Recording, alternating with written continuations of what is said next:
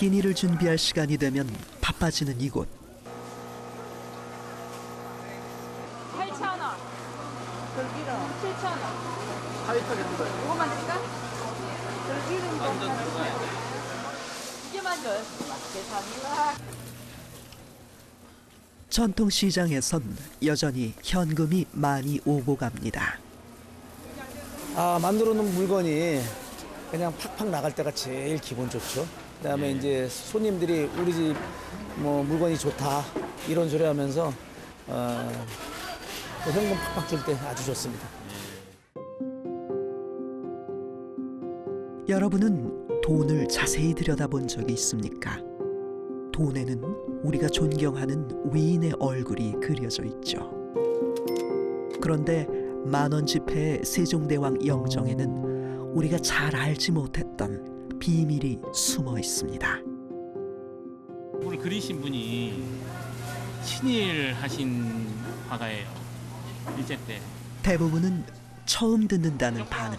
그 얼굴을 그린 분이 친일하신 분이 그렸어요. 일제 때. 친일? 예. 친일파? 그렇구나. 예, 근데 매일 쓰시는데 모르셨죠? 몰랐죠. 예, 좀 친일이라는 건 처음 들어봤네. 예, 좀 듣고 나시니까 좀 어떠세요? 기분 나쁘죠. 조금 안 예. 좋죠. 훌륭한 사람 많았는데 어디 그분이 그런 사람이 그랬을까요? 조금 충격적이에요. 되게 화가 나요. 아, 당장 바꿨으면 좋겠어, 진짜. 뭐 친일파가 그린 건 어쨌든 뭐 크게 상관은 없다 뭐 이렇게 되죠.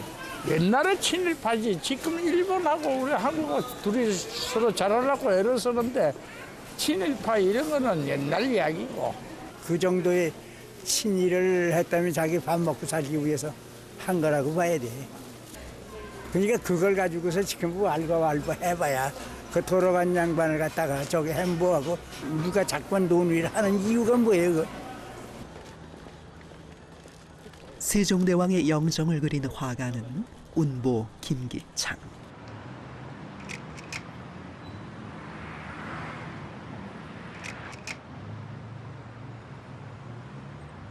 그는 친일 화가입니다.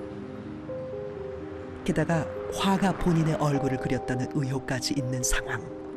사실 김기창은 세종대왕 영정만 그린 것이 아닙니다.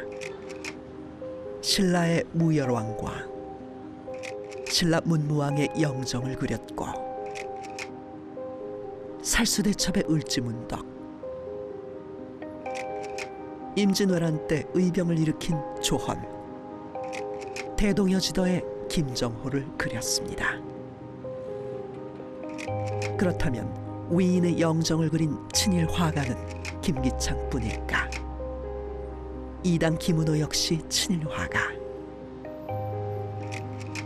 그는 조선시대 학자인 율곡 이이와 그의 어머니인 신사임당의 영정을 그렸습니다. 월전 장우성 역시 친일 화가입니다. 임진왜란 때 활약한 충무공 이순신,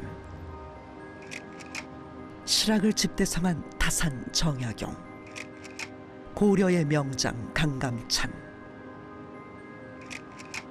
삼국 통일의 김유신, 유학자 정몽주,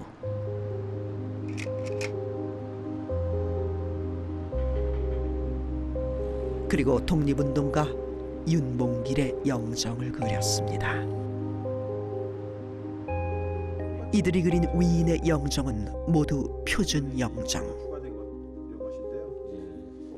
우리나라의 그 조선시대 때 왕들의 어진이 그 몇 개 남아있지 않거든요. 그 6.25 대부분 이제 6.25 와중에만 이제 소실돼가지고 표준 영정을 한마디로 말한다면 그 미술계판 국정교과서라고 할 수 있거든요. 그러니까는 그 전에 표준 영정 제도 이전에는 그 다양한 화가들이 다양한 방식으로 선열들을 표현했습니다. 예를 들어서 뭐 세종대왕처럼 지금 우리가 그 얼굴을 알 수 없는 인물에 대해서 뭐 내가 그리는 세종대왕은 이런 얼굴이고, 그 박정희 시절에 들어온 표준영정 제도에 의해서 누구의 그림은 누가 그려라라고 이제 1대1로 매칭시켜 주는 거죠. 그래서 즉 표준 영정이란 국가에서 표준으로 인정한 위인의 초상화를 말합니다. 영정 동상심의위원회의 심의를 거친 후 문화체육관광부 장관의 지정을 받습니다. 하지만 친일 화가가 그린 위인이 문제의 핵심. 특히 왜군을 물리치거나 일제에 저항한 위인을 친일 화가가 그렸다면 우리는 어떻게 받아들여야 할까?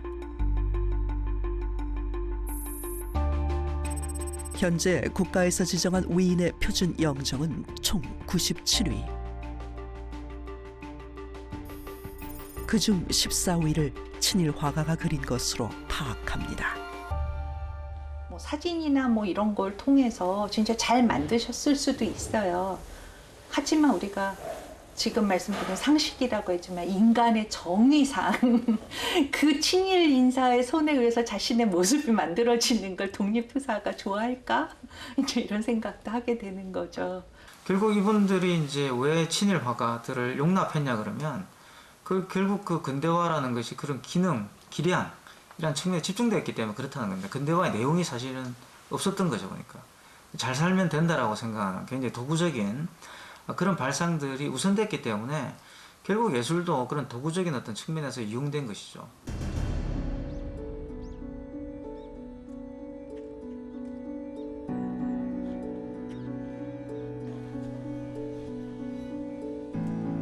친일 화가들은 해방 이후 행적이 화려합니다.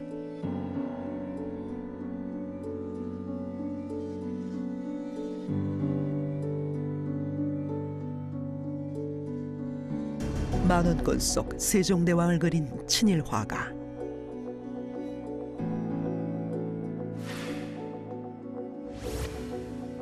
김기창은 국립민속박물관의 미술부장을 지내고 홍익대학교 미술과 교수, 대한민국 미술전람회의 심사위원 등을 역임합니다.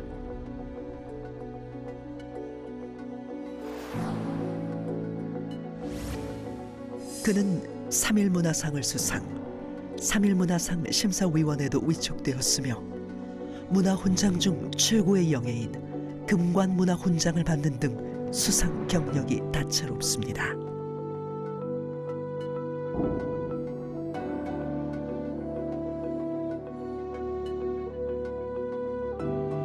친일 화가 김은호 역시 해방 이후에도 주목받는 화가였습니다.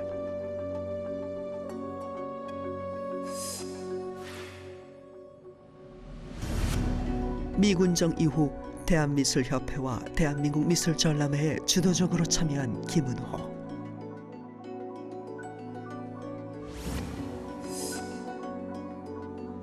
(8.15) 해방 17주년 기념문화훈장과 3.1 문화상 예술부문 본상 등을 수상합니다.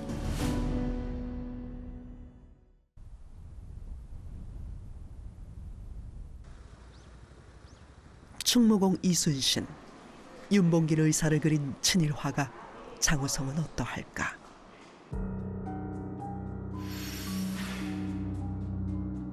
그는 해방 이후 서울대학교 예술학부 미술부 교수, 홍익대학교 미술학부 교수를 비롯 대한민국 미술전람회 심사위원 등을 역임합니다.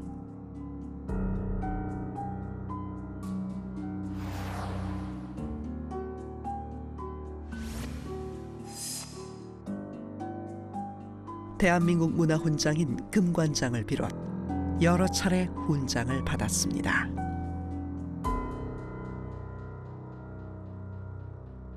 이당 김은호, 운보 김기창, 청전 이상범 이런 그 친일 활동을 했던 그런 분들이 거의 대부분 1960년대 3.1 문화상을 다 받았어요. 3.1 문화상, 예술상을 대부분 다 수상하셨어요. 그러니까 친일을 하셨는데 어떻게 3.1 문화상을 받으셨을까? 그러니까 이제 주는 쪽도 좀 부족했지만 받는 입장에서도 난 3.1 문화상을 받을 자격은 이제 그런 결격이 있다. 이렇게 자기 반성들을 이렇게 했으면, 그죠? 우리 현대사 속에서 그런 상황이 벌어졌으면 좀 더 이렇게 우리가 이제 반성도 더 하고 역사적 반성도 하고. 이 해방 이후 특히 대한민국 정부가 수립된 이후 미술가로서 활동할 수 있는 공간이 옛날 총독부가 주최했던 조선미술전람회의 제도 방식을 그대로 개성한 대한민국 미술 전람회 이른바 국전이란 것인데 이 국전에 핵심 세력으로 진입하게 되면서 미술계의 가장 영향이 높은 인물이 되었기 때문에 친일 청산에 대한 논의가 그만큼 지연되거나 아니면은 묻혔다고 이렇게 볼 수 있겠습니다. 물론 이들이 화가로서 실력이 있었다는 건 부인할 수 없는 명백한 사실입니다.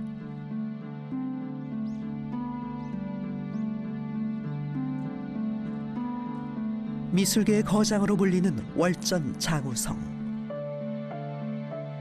그는 한국화의 전통과 창조를 이끌어낸 화가로 평가받습니다. 특히 시서화에 두루 능하여 현대 화단의 마지막 문인 화가로 손꼽힙니다.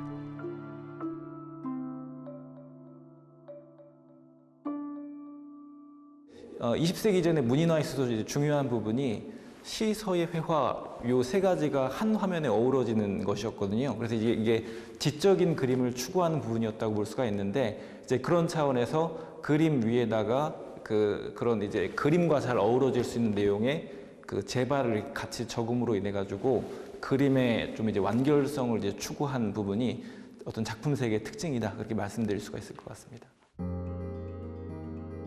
이당 김은호는 순종의 어진을 그린 최후의 어진 화사입니다.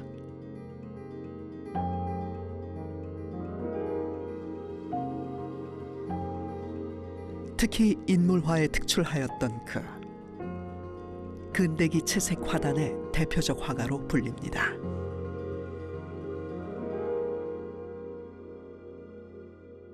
한국 화단에서 김은호 화백의 위치 대단하죠. 왜 그런가 하면 한국 미술을 발전시킨 장본인이에요.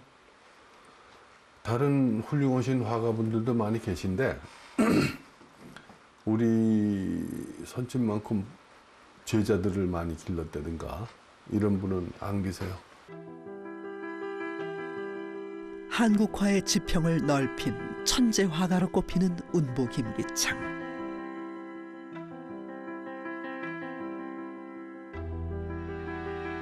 민화풍의 과감한 붓질이 파격적인 바보산수로 유명합니다. 섬세하고 색이 고운 청록산수로도 잘 알려져 있습니다. 김기창 선생님이야말로 정말 묘사력, 뛰어난 묘사력에다가 작품 구성이라든지 그리고 그 어렸을 때 그렸던 청년 작가 시절에 그 굉장히 묘사력을 중요해하는 그 데상과 이런 것을 필치해서부터 그림을 그렸던 거에서부터 말년에 걸레 그림까지 무수하게 도전하고 새로운 화풍을 만들고 그러면서 완성해내온 정말 이 시대에 우리가 어쩔 수 없이 우리 화가들이 피라미드 꼭대기에 있다면 가운데 서 계신 선생님이라고 저는 평가를 합니다. 그렇다면 이들의 친일 행위는 이대로 묻혀도 되는 것일까? 그때 그렇게 반일하고 항일하고 그랬더니 집안만 망하고 교육을 못 받아서 빈민으로 떨어졌는데 친일파들은 잘 먹고 잘 살고 교육도 잘 시켜가지고 부자로 잘 살아. 그러면 나는 앞으로 그런 상황이 됐을 때 어떤 걸 선택할 것인가. 그 부분에 영향을 미친다는 거죠. 반성을 하지 않으면. 그러면 이제 과거가 결국 미래에 영향을 미치는 거죠. 뭐 친일 미술가들 다 죽었는데 지금 뭐 이런 거에 청산이 무슨 의미가 있냐 이렇게 얘기를 하시겠지만 이 사람들이 떠나고 나서 그 사람들이 심어놓은 그러니까 인적 구성이 그러니까 하나의 미술계에 있어서의 그런 그 권력 구조를 갖다가 만들어내고 또 지금 말씀드린 그러한 식민 미학이 하나의 그 사람들로 하여금 어떤 일상에서 접하게 되는 화폐에서부터 동상이니 뭐 이런 그 우리가 매일 접하게 되는 이런 시각 문화 속에 그대로 지금 남아서 진행이 되고 있기 때문에 친일을 한 사람을 배제하고 없애버리자가 아니라 친일을 한 사람들의 논리를 파악함으로써 친일 화가들의 의미를 재구성하고 그걸 통해서 우리 한국 사회가 가지고 있는 여러 가지 문제점들을 함께 더 나은 방향으로 개선해 보자라고 이제 생각을 해야 되는 것이죠.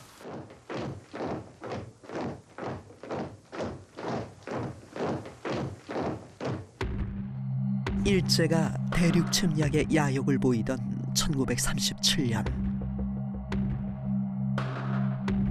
중일 전쟁의 시작과 함께 일본은 본격적인 전시 동원 체제로 들어가게 됩니다. 각종 공출과 수탈, 강제징용과 근로정신대, 학병의 징병까지. 일제는 그 과정에 화가들의 힘이 절실히 필요했습니다. 이게 바로 이제 직역봉공이라고 볼 수가 있을 것입니다. 자신의 직업으로 뭘 다 해라라는 것이고, 자, 그런 속에서 화가들, 예술가들에게 요구됐던 게 채관, 보국. 채관은 관은 붓입니다. 그러니까 채색 붓이니까 화필이라고 하는 걸 말하죠. 화필과 같은 말이에요. 그러니까 그림 그리는 능력으로 보국, 나라의 은혜에 정말 열심히 그림을 그려서 나라의 은혜에 보답한다. 자신의 직업으로 국가에 충성하라는 직역봉공. 그림으로 국가에 이바지하라는 채관보구. 일제는 그들이 공인한 전람회로 화가들을 배출하며 우리 민족을 선동하는 수단으로 삼았습니다.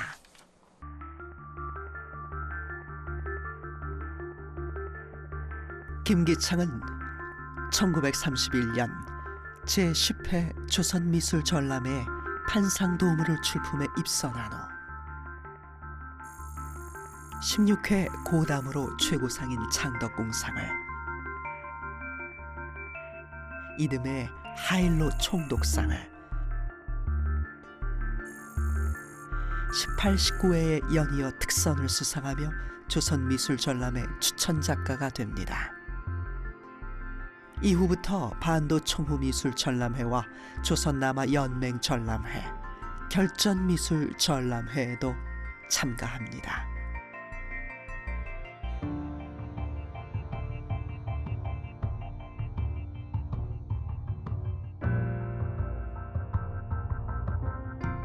장우성 역시 마찬가지. 조선미술전람회 동양화부에 해변소견으로 입선하고 서화협회전으로 입선한 이후 지속적으로 조선미술전람회에 4회 연속 특선함으로 선전 추천 작가가 됩니다. 1934년 6월 16일자 매일신보에는 22회 조선미술전람회에서 수상한 이후 대표로 수상소감을 발표한 내용도 발견된 상황. 감격이 실리는 목소리로 총후 국민예술건설의 시몬을 경주하여 매진할 것을 굳게 맹세하는 답사를 했다라고 하는 이야기가 지금 매일신보에 지금 기사화되어 있고요. 네. 그래서 지금 여기 보면은 바로 반도총후 미술전에 이 부동명왕을 갖다가 그렸다는 건데, 이 부동명왕이 일본의 그냥 단순한 불상이 아닙니다. 이거는 일본이 일제강점기에 일종의 호국불교로 이 항마 의식을 갖다가 하기 위한 하나의 수호신으로, 여기서 항마라고 하는 거는 그 대상이 바로 미영 연합군을 뜻하는 거거든요.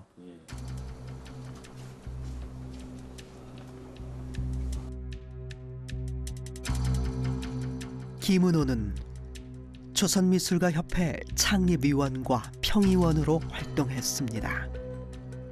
조선미술가협회는 미술가들의 총력을 발휘하고 직역봉공을 위해 조직된 단체. 반도 총후미술전람회에는 방공훈련이라고 하는 작품도 출품을 했습니다. 그런데 김은호, 김기창, 장우성은 깊은 인연의 관계. 김은호가 김기창과 장우성의 스승으로 이들은 사제지간입니다.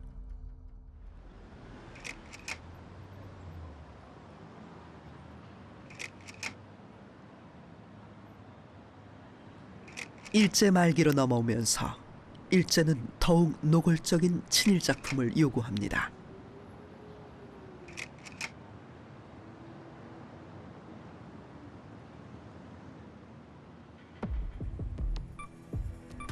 이상범, 심형구, 윤효중, 김인승과 김경승, 이들 작가도 친일 작품에 참여합니다.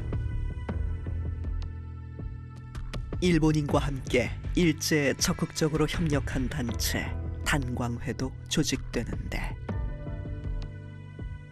조선에서 징병제가 실시된 것을 기념하며 그린 조선 징병제 실시 기념화가 대표적인 작품. 일제는 이러한 작품을 일반인에게 보여주며 사상을 흔들어 놓았습니다.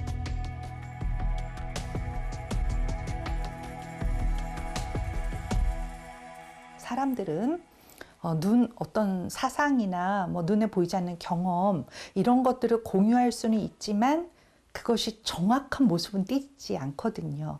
그런데 그것을 그림으로 나타내거나 조각으로 만들었을 때 사실로 믿습니다. 그런 면에서 이미지가 힘이 강하다라고 볼 수가 있고, 따라서 일제강점기, 일제에 부역하는 이미지를 생산한다라고 하는 것은 정말 글을 못 읽는 많은 사람들이 있었던 때 그림으로 무엇을 확인케 하는 것이어서, 김기창의 그림 중 가장 손꼽히는 친일 작품은 총후병사. 1944년 조선 식산은행 사보인 회심지 속 표지입니다. 자료를 처음 공개한 이태호 교수는 이렇게 말합니다. 완전 군장으로 간이 의자에 앉아 휴식을 취하는 병사의 옆모습을 포착한 그림이다. 얼굴과 주먹진 손에서 성전에 참여한 멸사봉공. 그러니까 일제를 위해 힘쓰려는 굳은 의지가 생생하게 담겨 있다. 1943년 매일신보에 발표된 님의 부르심을 받들고서 이 시화 연재물에 그린 사파 역시 논란의 작품으로 친일 반민족 행위 진상규명 보고서는 이렇게 분석합니다.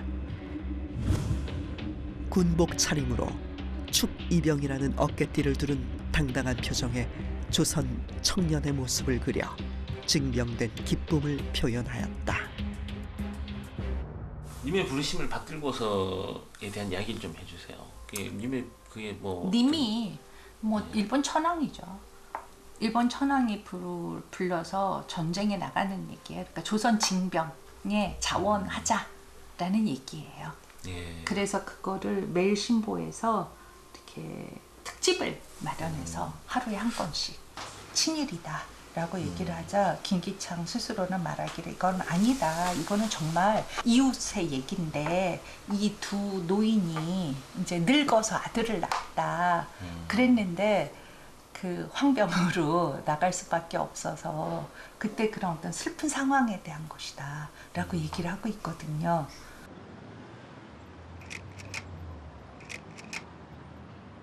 조선시대 학자인 율곡 이이와 그의 어머니인 신사임당의 영정을 그린 김은호. 그의 작품은 어떠할까? 대표적인 친일 작품으로 금차복납도가 있습니다.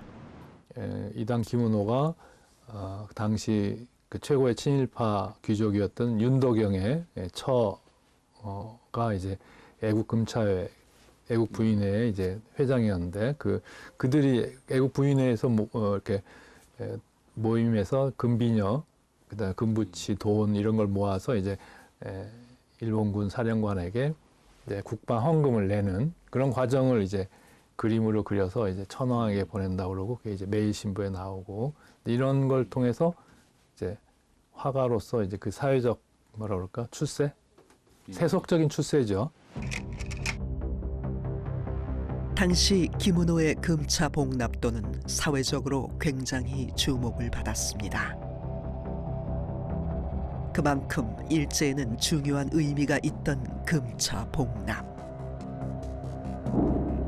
취재팀은 1937년 당시로 추정되는 애국 금차회의 금차복납 영상을 어렵게 입수했습니다.愛国検査会を設け、届ける日の終生の記念として身にも代え難き金のかんざしを国防献金にアテンとするこの運動はやがて一般婦人に呼びかけられ、金かんざしの持ち合わせなき婦人は献金袋を差し出すという積聖の表れには何人も深き感動を覚えずにはおられません。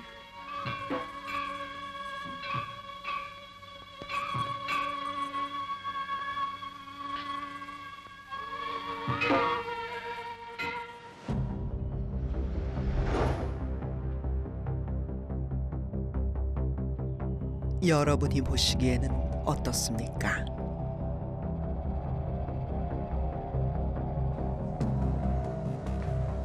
그렇다면 이러한 평가를 듣는 화가의 입장에선 하고 싶은 말이 없을까?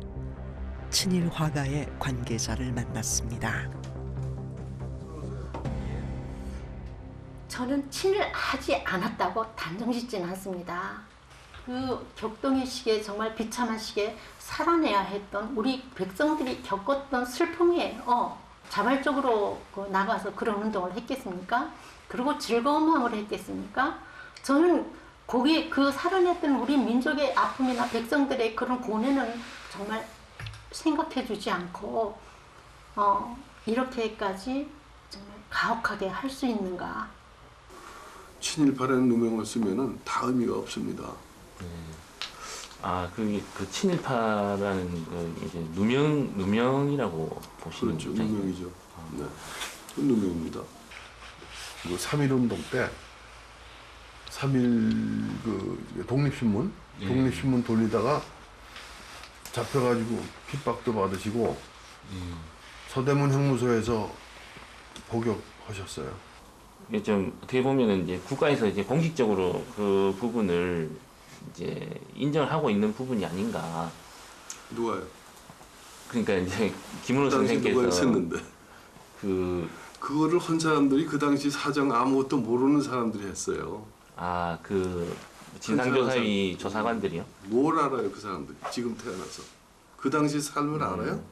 그러니까 모르잖아. 이제 뭐 직접 살지는 않았지만 굉장히 객관적인 자료들을 가지고 이제 그런데요. 그 연구를 자료 뒤에는 많은 사람들이 예. 뒤에서 피나는 노력을 하고 산 사람들도 있어요. 거부할 수 있는 방법이 없었던 그런 상황이었던 거죠. 그래서 이제 월전 선생님께서도 자발적으로 그 작품을 출품하셨던 게 아니라 어쩔 수 없이 그런 전시 상황 속에서 이제 출품을 이제 하실 수밖에 없었는데, 그리고 이제 그 당시에 뭐 여러 그런 그 약간 친일 성향의 그런 미술 전람회들이 있었습니다. 그래서 이제 조선 남아 연맹이라든지 단광회라든지 구신회 같은 그 당시 상황에 부응하는 전람회들이 많이 있었는데 월전 선생님은 거기에 한 번도 참가하신 적이 없고요. 자발적인 의도가 아니라 굉장히 이제 하지 않으면은 굉장히 곤란해지는, 힘들 수 있는 이제 그런 상황에서 강제적으로 출품을 하셨던 게 그게 논란이 되고 있기 때문에 굉장히 좀 안타깝게 생각이 됩니다.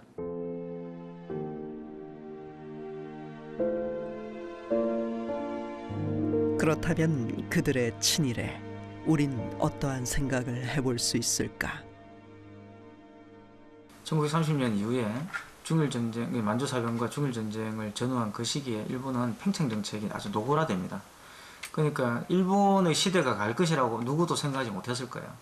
서정주 시인 같은 경우도 시에서 일본의 시대가 갈 것이라고 생각하지 못했다고 이제 고백을 했는데, 마찬가지로 그 당시 많은 예술가들도 일본이 성공할 것이라고 생각했지 전쟁에서 패배할 것이다 이렇게 생각하지 않았을 거라는 거죠.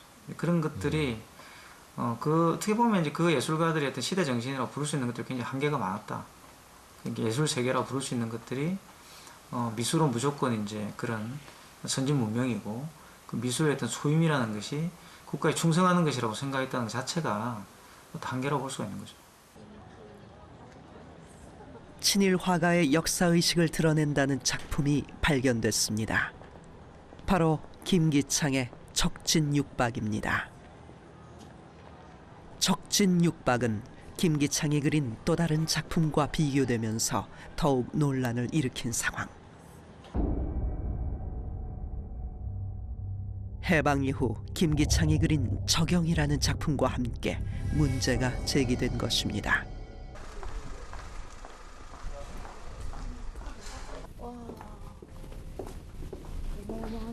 취재팀은 작품 적영이 전쟁기념관 수장고에 보관되어 있다는 사실을 입수. 어렵게 국방부의 협조를 받아 적영을 공개할 수 있게 되었습니다.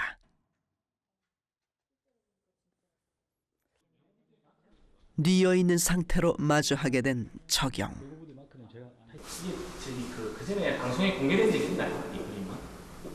이거 공무원님, 이거 따로 방송에 공개된 적 있어요? 저희 쪽에 오고 나서는 나간 적이 없어요. 예, 그리고 이 적용이 조금 그 전에 이 적용 때문인지는 모르겠는데 운영적으로 문제는 있었던 걸로 알고 있거든요. 근데 방송에 나가는 건 모르겠어요. 아마 국방부가 촬영 협조 안 해준 걸로 알고 있어요. 아, 그러면 이번에 방송으로 나가는 건 이번이 처음이네요? 그럴 것 같아요.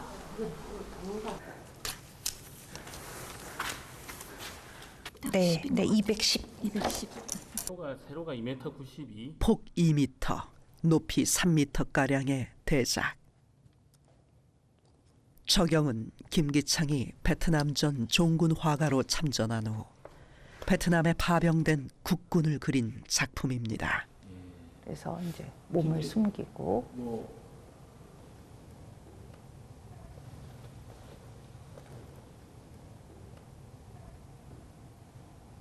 저게 그림자 영자를 써서 저게 그림자? 네, 그래서 아마 전체적인 상황으로 보건데 우리가 월남전에서는 늘 보이지 않는 적과의 싸움이었으니까요. 그런 흔히 말하는 이제 잠복되어 있는 숨어 있는 베트콩을 찾아가는 그런 모습이라고 이해할 수 있겠습니다. 그렇다면 베트남전의 국군을 그린 이 작품이 친일과 무슨 연관성이 있는 것일까? 일제강점기의 어린이 잡지인 소국민. 이곳에 소개된 적진육박과 비교할 때 연관성은 확연히 나타납니다. 적진육박은 일제강점기의 결전미술전람회에 출품한 작품으로 조선군 보도부장상을 수상했습니다. 당시에 그 남양군도라고 하는 남태평양에서 일본군이 적진을 향해서 이제 공격하는 장면을 묘사한 것인데요. 같이 밀림이라고 하는 배경도 똑같고, 그리고 이 군인의 자세도 똑같고. 베트남전의 국군을 그린 적영. 일제강점기에 일본군을 찬양했던 적진육박. 여러분은 30년 시차를 두고 그린 두 작품이 어떻게 보이십니까?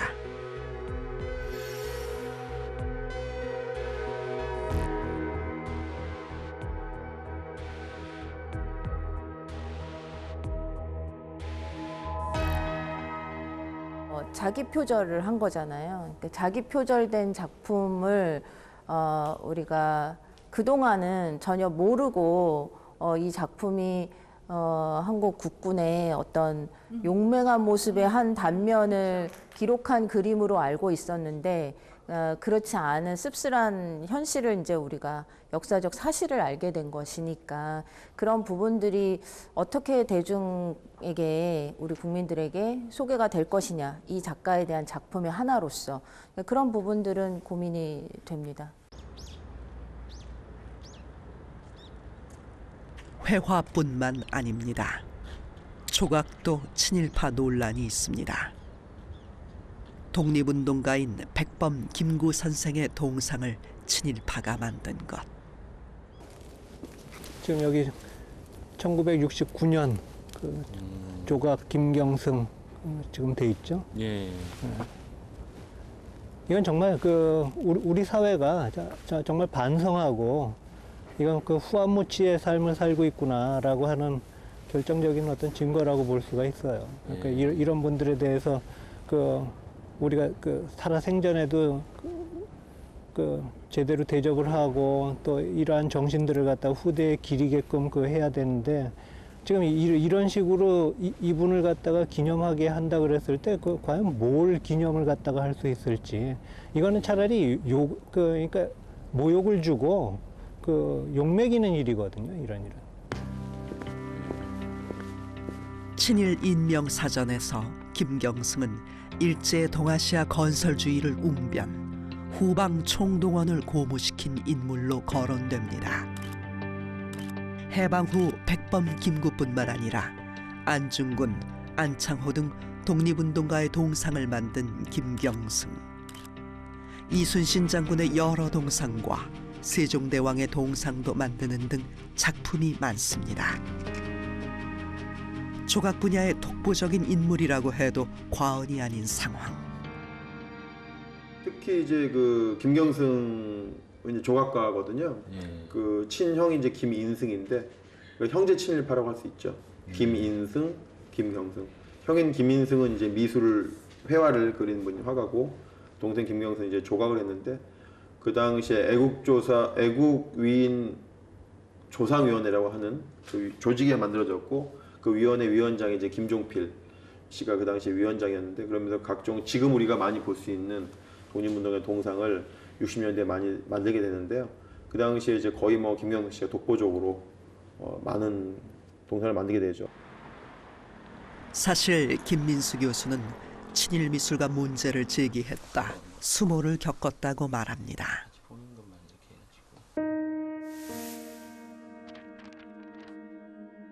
미대 원로 교수들의 친일 행적을 논문에 기록했는데 이후 겪은 일이 참으로 당황스러웠답니다.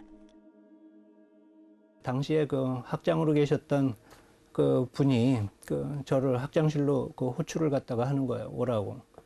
그러더니 그 이 양반이 하시는 얘기가 그 우리에게 은덕을 주신 분들을 이렇게 그 논문에다가 거론을 해서 그 욕을 매겨서 되겠냐. 그 문제된 부분을 삭제해라. 이렇게 저를 종용을 갖다가 무려 한 4시간 정도를 갖다가 계속 협박을 하면서 제가 그래서 문제된 부분을 빼면은 그 앞으로 널 그 뭐 보장해 주겠다. 뭐 이런 얘기도 했고 그랬더니 4시간 반 정도를 갖다가 뭐 이런 협박도 하고 회의도 하고 뭐 여러 그러더니 나중에는 화를 내면서 이제 돌아가라고. 난 앞으로 너한테 무슨 일이 있어도 난 그거 모른다. 이후 돌아온 건 서울대 교수직의 재임용 탈락이었다는 김민수 교수. 이제 2년 후에 그 제가 교수 재임용 심사를 갖다가 받는 과정에서 이제 제가 그 연구 실적을 초과해서 채우고도 그러니까 재임용에서 탈락을 갖다가 하게 됐었던 거죠. 그래서 6년 반 동안 그 법원의 소송을 통해서 그 나중에 승소해서 그러니까 제가 2005년에 복직 판결을 받고 복직할 수가 있었던 거죠. 어느 한 사람만이 겪은 일은 아닙니다. 이태호 교수 역시 비슷한 일을 겪었답니다. 91년도쯤에 제가 우연히 이제 그 일제강점기 잡지들, 신문들을 뒤지다가 그런 친일 미술의 경향, 군국주의 경향의 그 도판 사진, 그림 사진, 사파, 만화 이런 것들을 대거 이제 찾게 되죠. 가장 논란이 된 자료는 그림 총후병사, 친일 화가 김기창의 작품이었습니다. 맨 첫 번째 기억에 그 제가 이제 친일 문제를 이렇게 제기했을 때 91년, 93년 때 이제 우리 그 원로 평론가 선생님들이 이제 그러니까 빨갱이 같은 미꾸라지 한 마리가 미술계를 다 흐트러 놨다 뭐 이렇게 이런 표현으로 저를 공격하기도 했고요. 보이지 않는 권력의 힘. 뚜렷한 역사의식이 없었다면 문제 제기는 쉽지 않았을 겁니다. 그 이분들이 또 해방 이후가 되면 대부분 다 대학에 가셔가지고 교편을 잡으세요. 그러니까 이제 그 밑에 많은 제자들이 또 배출되게 되고 스승의 어떤 과거 행적들을 비판하기보다는 그 스승으로부터 받은 어떤 그런 은혜들을 이제 보답하려고 하는 쪽이 더 가까워지는 거죠. 그러니까 결국 이런 친일 화가들이 또 재생산을 해내게 되고 그 재생산이 또 미술계를 만들게 되고 그게 또 핵심적인 어떤 그런 세력들이 되고 이제 이런 문제가 생긴 거죠. 그거는 제가 볼 때는 한국 미술계의 문제점도 있다고 봅니다. 친일 미술가를 거론하는 것조차 어려운 상황.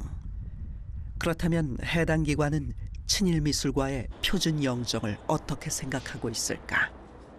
이제 EBS 다큐 시선에 박성호 PD라고 하는데요. 아, EBS 다큐 시선. 아, 예, EBS요. 예. 예. 저희 일전에 저희 작가 통해서 한번 인터뷰 요청 좀 드렸었는데. 예. 또 이게 다들 그들도 이게 우리가 뭐라고 말할 수 있는 사안이 아니다. 예. 이게 굉장히 어마무시한 저리 가라요. 이게 더 왔단 거예요. 그래서 이거를 우리가 말할 수 있는 사안이 아니다. 근데 지금 현재 규정상으로 이 작가가 친일 작가가 됐다고 해서 이걸 해제할 근거는 없어요. 작품을 이렇게 해서 해제할 근거는 없다고. 아니 문제에서 회신하는 바는 있어요. 기본적인 입장 같은 건 갖고 계시지 않나요? 이 사안에 대해서. 그래서 질의를 주시면 저희가 서면으로 할게요. 문화체육관광부 관계자는 서면 응답으로 2010년 표준영정심의위원회에서 심의한 내용을 보내왔습니다. 작가의 친일 논란은 영정동상 심의규정 제5조의 지정 해제 사유로 보기 어렵다고 의결한 내용이었습니다. 대한민국 표준영정 1호, 왜적을 물리친 이순신 장군의 영정. 하지만 친일 화가가 그린 영정이 이순신 장군의 사당인 현충사에 자리 잡았습니다. 3년째 사당의 영정을 교체하자는 서명이 이어지고 있습니다. 하지만 영정을 교체하거나 수정하는 방향에 대해서는 특별한 답을 듣지 못한 상황. 그래도 이들은 서명운동을 끝내지 못합니다.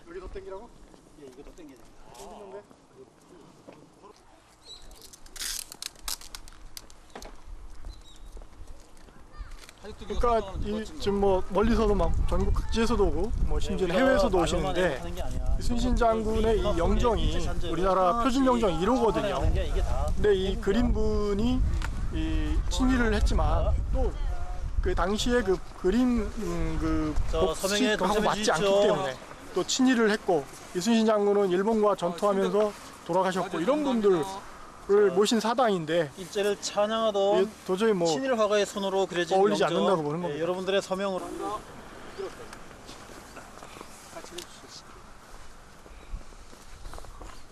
날이 너무 추워요. 근데 여기까지 오셨네. 예.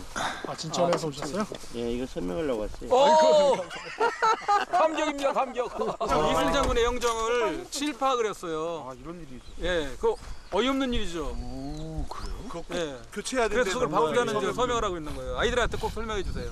무슨 멋진 일을 했는지 애들이 아마 보람을 느낄 거예요. 나는 뭐 하는지 몰랐죠? 모르고 지금. 몰랐던 사람은 있어도 알고 나면 대부분 놀라는 사실. 이순신 장군의 영정을 다른 사람도 아니고 이순신 장군의 영정을 친일파 그렸다는 거 용서할 수 없어가지고 아이들한테 그거 얘들이 한 것이 그런데 힘을 더했다고 알려주시면 됩니다. 이게 쓰고 저 이거 왜 하는지 엄마한테 꼭 물어봐야 돼. 그래 너희들이 하는 게 이게 애국이다. 이거 배경으로 한번 찍으셔야지. 글자 배경으로. 그래도 친일이 되는 거야? 친일이 되는 거야? 아니 잠시 이쪽으로 좀 와주시죠. 시간 있으시면 이거 보시면 조금 더 이해가 되실 텐데. 반대의 의견을 가지거나 아예 무관심한 사람도 존재합니다. 좀 연세가 이렇게 드신 분들, 특히나 이런 분들은 아무래도 이 친일, 그때 친일을 하지 않은 사람 누가 있느냐, 뭐 이런 그 말부터 시작해서 또 그 그림 하나 바꾼다고 뭐가 달라지느냐, 참 이런 말을 들을 때가 아주 가슴이 아파요. 친일 미술가, 여러분은 어떠한 시선에서 바라보십니까? 친일 미술가의 작품이라는 논란 속에 3.1운동 100주년을 맞는 우리는 여전히 친일 화가가 그린 화폐를 쓰고 친일 조각가가 만든 동상을 보며 결의의 위인을 추모하고 있습니다.